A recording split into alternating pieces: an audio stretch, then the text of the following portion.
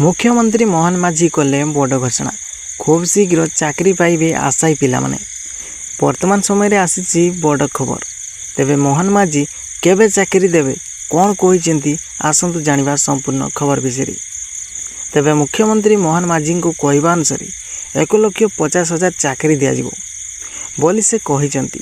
तेबे एहा मध्य कहिसेंती कि 1,50,000 चाकरी जो दियाजिबो ताहा 5 वर्ष पूरण कराजिबो एवं विभिन्न जगह खाली पड़िथिबा पदवी खूब शीघ्र पूरण कराजिबो बोली कहिसेंती। किंतु वर्तमान सुधा तांको कहवा अनुसार 28,000 पदवी पूरण कर दिया होईची, ताहा भी नियुक्ति मेला जरिया रे। तेबे वर्तमान अनेक पिला मनर प्रश्न केबे हैला आउ काहाकू मिलिला चाकरी। अनेक पिला वर्तमान कहउचंती कि जेउ सब चाकरी दिया गला ताहा तो बेसरकारी संस्था थिला, तेबे सरकारी चाकरी काहाकू दिया गला। तेबे वर्तमान देखिबा पई बाकी रहिला 1.5 लाख चाकरी पिला मानकू केउ भली भाबरे देउचंती। या सहित अधिक खबर पई सब्सक्राइब करंतु।